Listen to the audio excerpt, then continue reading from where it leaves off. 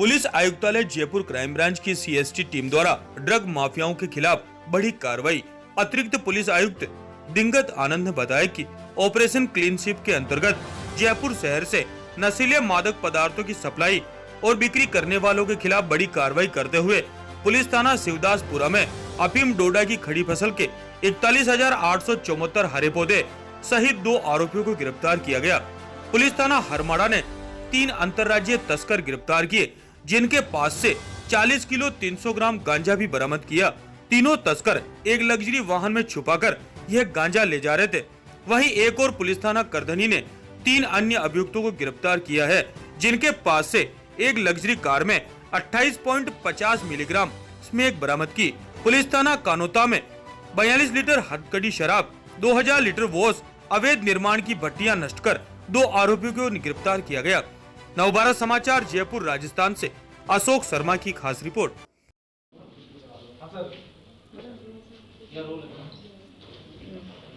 Police आयुक्तालय crime branch की जो कमिश्नरेट स्पेशल टीम है सीएसटी, उसने पिछले 48 घंटों में एनडीपीएस, अवैध हथकड़ शराब, इन दोनों क्षेत्रों में बड़ी कार्रवाइयाँ की हैं, जिस वजह से आपको यहाँ आज आमंत्रित किया गया है। तो मुख्य कार्रवाइयाँ कुछ इस तरह से हैं कि शिवदासपुरा थाना क्षेत्र में अफीम की खेती 2 स्थानों पर हो रही थी, जिसमें टोटल 41,874 हरे अफीम के पौधे सीज किए स्पॉट से शिवदासपुरा थाना पुलिस के साथ मिलकर सीएसटी की टीम ने, और 2 आरोपियों को मौके से गिरफ्तार किया है। उसी के साथ ही एक अंतर्राज्यीय तस्कर गिरोह जो गांजे की सप्लाई जयपुर और उसके आसपास के क्षेत्रों में करता था, जिस पर क्राइम ब्रांच की नज़र थी काफ़ी दिनों से, उसको मैं वाहन के गिरफ्तार किया गया है, जिनके कब्जे से 40 किलो 300 ग्राम गांजा और 3 अभियुक्त, एक लग्जरी गाड़ी बरामद हुई है। लग्जरी गाड़ी में कैविटी बना के गांजे को छुपा के रखा गया था। तीसरी कार्रवाई है जिसमें स्मैक की बरामदगी हुई है, करीब 28.5 मिलीग्राम स्मैक। पुलिस थाना करधनी क्षेत्र से 3 तस्कर साथ में गिरफ्तार हुए हैं, एक लग्जरी कार इस प्रकरण में भी जब्त की गई है। साथ ही जो भीलवाड़ा दुखांतिका के बाद से संपूर्ण कमिश्नरेट में अवैध हथकड़ शराब के विरुद्ध कार्रवाई चल रही है, उसमें सीएसटी ने अपना योगदान देते हुए कोटखावदा और कानोता थाना क्षेत्र में 2 जगह कार्रवाई करते हुए 42 लीटर हथकड़ शराब, 2000 लीटर वॉश नष्ट किया है। अवैध निर्माण की भट्टियां नष्ट करते हुए 2 आरोपियों को गिरफ्तार किया है। इसी में मैं कहना चाहूँगा कि जो अवैध हथकड़ शराब के विरुद्ध अपना अभियान चल रहा है, उसमें संपूर्ण कमिश्नरेट में सभी डीसीपीज़ के निर्देशन में सभी थानाधिकारियों ने अपने अपने थाना क्षेत्र में, चारों डीएसटीज़ ने और सीएसटीज़ ने मिलकर लगातार एक अभियान चलाया जा रहा है। गत 24 घंटे में यानी कि 2 जनवरी को 14 प्रकरण दर्ज करके 15 आरोपी गिरफ्तार किए गए हैं, जिसमें 119 बोतल देसी शराब, 164 बोतल हथकड़ शराब, 3300 लीटर वॉश और अवैध शराब की भट्टियां नष्ट करके 5 मोटरसाइकिल जब्त की हैं। अब तक इस अभियान के तहत 15 तारीख से जो ये अभियान चलाया जा रहा था, 269 प्रकरण दर्ज हो चुके हैं और 218 आरोपी गिरफ्तार हो चुके हैं। अभियान अभी जारी है। लगातार ये अभियान कमिश्नरेट का, क्राइम ब्रांच का, सभी डीएसटीज़ का, सभी थानाधिकारियों का अवैध हथकड़ शराब के विरुद्ध चल रहा है। धन्यवाद। एक सर, ये शिवदासपुरा में जो अफीम डोडा की जो खेती हो रही थी, ये कितने दिन से हो रही थी और ये कब से चल रहा था ये सारा? ये 2 खेत थे, दोनों आपस में किसी प्रकार के रिश्तेदार भी हैं। एक जगह पे तो पौधे काफ़ी बड़े थे जहाँ डोडे भी आ गए थे, दूसरे स्थान पे पौधे थोड़े छोटे थे। तो ये अभी अनुसंधान का विषय है कि कब से ये की जा रही थी, पर दोनों जगह पे बीच में, खेत के बीच में, गेहूं की फसल के बीच में क्यारी बना के ये पौधे लगाए रहे। तो अगर बात करें तो कितनी चीज़ें, कितना सामान बरामद हुआ है, कितना, जैसे पेड़ पौधे कितने बरामद हुए? हाँ, इसमें जैसा मैंने आपको बताया 41,874 हरे पौधे अफीम के बरामद हुए खेतों से। अगर दूसरी सर, ये जो हथकड़ शराब की जो कार्रवाई चल रही है, पुलिस इतनी तादाद में कार्रवाई कर रही है, उसके बाद भी उसका कोई इम्पैक्ट नज़र नहीं आ रहा, लोग अभी भी कर ही रहे हैं, तो इसके लिए क्या? नहीं, इसका इम्पैक्ट बिल्कुल नज़र आएगा। ये पहले वैसे लगातार ये कार्रवाई चलती रहती है, परंतु पिछले 1 हफ्ते से जो 29 तारीख की जो दुखांतिका है, उसके बाद से हमने अपने सारे एफर्ट्स पुलिस के थाना स्तर से लेके और सीएसटी तक, आप देख रहे हैं, पूरी एनर्जी इस पर लगा दी है।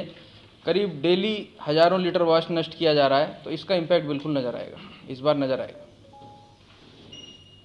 एक सर चीज़ और सामने आ रही है कि जैसे पुलिस पकड़ तो लाती है, सीएसटी टीम ताबड़तोड़ कार्रवाई तो कर रही है, लेकिन ये थोड़े दिन बाद फिर छूट जाते हैं। इसके लिए कोई पुख्ता व्यवस्था नहीं है क्या? इसकी पुख्ता व्यवस्था यही है कि हम बार बार इनको पकड़ते रहें और जो जमानती अपराध हैं उनमें जमानत होती ही है, तो उसके लिए बहुत ज़्यादा कुछ नहीं किया जा सकता। पर ऐसा कभी नहीं होता कि वो जमानत पे बाहर आ जाए और उस पर किसी भी पुलिस की टीम की नज़र ना हो। हम ये इंश्योर करते हैं कि कोई ना कोई पुलिस की टीम उसके पीछे है। और भाई कोई सर ये पता कैसे चला कि बीच खेतों में ये खेती हुई? ये मुखबिर की सूचना थी, अपनी सीएसटी को ही एक इन्फॉर्मर ने बताया था। एक सर एक चीज़ और पूछनी है, जो स्मैक अपन पकड़ते हैं, ये स्मैक कहाँ से आ रही है? इसमें कौन लोग इन्वॉल्व हैं जो इतनी बड़ी मात्रा में आ रही है? हर केस में अलग सोर्स निकल के आता है और जब भी ऐसा किसी तरह का प्रकरण दर्ज होता है तो हम हमेशा जिसको फॉरवर्ड और बैकवर्ड लिंकेज कहते हैं उस पर अनुसंधान करते हैं। बैकवर्ड लिंकेज में सप्लायर को ढूंढना एक कर्तव्य होता है अनुसंधान अधिकारी का, और ज़्यादातर केसेस में ढूंढा भी जाता है। तो इसके अलग अलग रूट हैं, ज़्यादातर भीलवाड़ा की तरफ से आती है राजस्थान में, कई बार अंतर्राज्य झालावाड़ भीलवाड़ा इन तरफ से आती है, कई बार अंतर्राज्य भी गिरोह हैं जो सप्लाई करते हैं। तो ये इस केस में कहाँ से आई है अनुसंधान के बाद क्लियर होगा, पर हर केस में अलग रहता है। ये सर जो ये इसमें जिनको सप्लाई कर रहे हैं वो कौन से छात्र हैं या कोई कॉलेजों में की जा रही है, कौन लोग हैं इसमें शामिल? जनरली ये देखा गया है कि स्मैक का सेवन जो है वो निचले तबके में थोड़ा ज़्यादा है। छात्रों में गांजे और सिंथेटिक ड्रग्स का ज़्यादा सेवन किया जाता है, तो ये एक ट्रेंड है कि स्मैक का सेवन थोड़ा सा निचले तबके का वर्ग ज़्यादा करता है। सीमाओं पर पाबंदी या उस तरह को प्रोग्राम नहीं है इसके?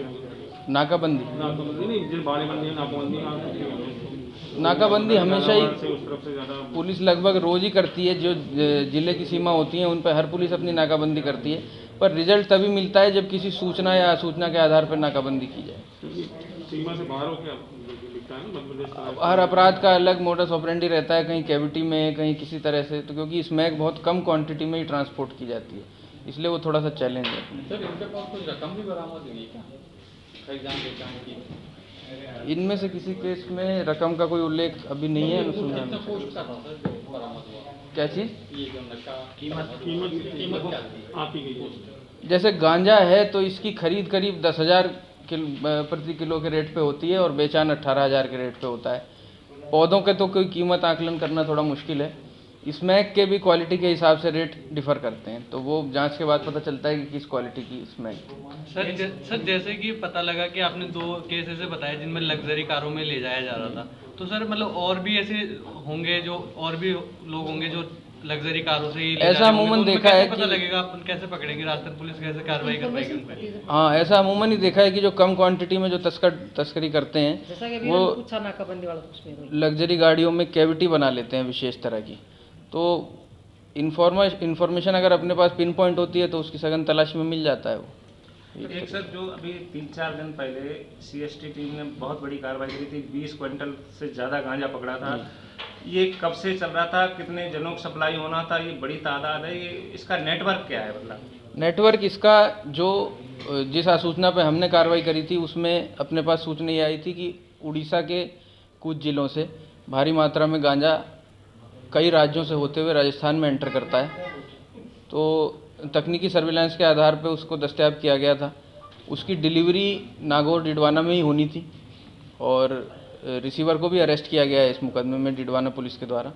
आगे अनुसंधान डिडवाना पुलिस कर रही है, तो वो शायद आगे रिसीवर से जो स्मॉल क्वांटिटी में रिसीव करते हैं उनकी सूचना निकाल के और उन तक भी हाथ डालेगी। तो ये माने कि डिडवाना ये गांजे का गढ़ हो गया एक तरीके से, जो इतनी बड़ी क्वांटिटी अपने आप में ही काफ़ी होती है और ये कितने दिन तक सिस्टम में रहेगा, 2200 किलो, आप खुद ही अंदाज़ा लगा सकते हैं। तो ये एक इस तरह की कार्रवाई थी जैसे ये खेती हो गई या ये जो बड़ा सीजर है, ये जो अपना क्लीन स्वीप है उसमें उत्पादन और तस्करी जो बड़ी है वहाँ पे जो कार्रवाई करते हैं वो कई सारी छोटी कार्रवाइयों को कवर कर लेती है। उस तरह की एक ये कार्रवाई थी और आगे भी हम ऐसी कार्रवाई करते रहेंगे। सर ये मोस्टली जो स्मैक का होता है ये कच्ची वस्तु उससे होता है, तो जो नाबालिग बच्चे होते हैं वो 200-300 रुपये में बेचने का काम करने लगते हैं, तो पुलिस इनके ऊपर कोई कार्रवाई क्यों नहीं कर? कुछ नाबालिग भी अरेस्ट हुए हैं क्लीन स्वीप में।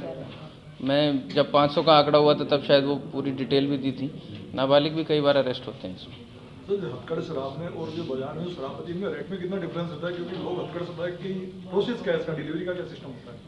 जनरली लोकल डिलीवरी आसपास ही होती है, कोई बहुत ज़्यादा इनका जो सप्लाई चेन है वो नहीं है, क्योंकि छोटे लेवल पे बनाते हैं और आसपास ही डिलीवर करते हैं। सर जैसे जनरली जो टाइमिंग होता है शाम सुबह से लेकर शाम को 8 बजे तक का शराब में ठेकों का, तो शाम के बाद में भी जैसे जनरली जो ठेके होते हैं उसमें भी ये ब्रेक के तौर पर शराब बिकती है, उस पर पुलिस कार्रवाई क्यों नहीं करती? वो एक अलग मुद्दा है, कार्रवाई होती है उस पर भी, थाना स्तर पर काफ़ी कार्रवाई हो रही है। आप कह रहे इस तरह की सूचना है तो आप बताइएगा, बिल्कुल कार्रवाई करेंगे।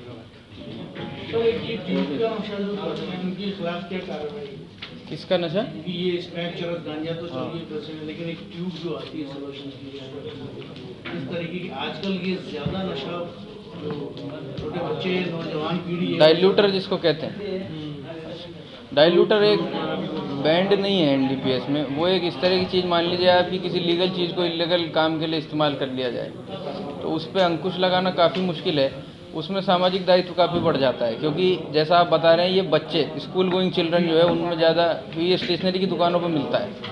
सर एक जो कफ सिरप आती है, कफ सिरप उसमें लेने लग गए आजकल, और एक अल्ट्राजोल, ट्रोमाडोल, ये तो एनडीपीएस में आती है। फार्मास्यूटिकल ड्रग्स है, उसके खिलाफ लगातार अपना अभियान चल रहा है। कोडीन बेस्ड कफ सिरप के कई सारे मुकदमे भी दर्ज हुए हैं। एल्प्राजोल, ट्रामाडोल और इसके अलावा मॉर्फिन बेस्ड जितने भी पेन किलर हैं वो सब एक क्वांटिटी से ऊपर एनडीपीएस में आता है, और बिना लाइसेंस के उनको बेचना भी अपराध है, तो उस पर भी कार्रवाई करते हैं। एक सर जो सीएसटी टीम जो कार्रवाई कर रही है, इतनी भारी तादाद में पकड़ रही है, तो इनको कोई इनाम पुरस्कार वगैरह? बिल्कुल बिल्कुल, जितनी जिसकी भूमिका होती है यथोचित उसको इनाम दिया जाता है, विशेष पदोन्नति के प्रस्ताव भी भेजे जाते हैं, और इस समय बहुत अच्छी है सीएसटी टीम, और आपको बार बार आमंत्रित करने का हमें अवसर मिलता रहेगा, मुझे पूरा विश्वास है इसका।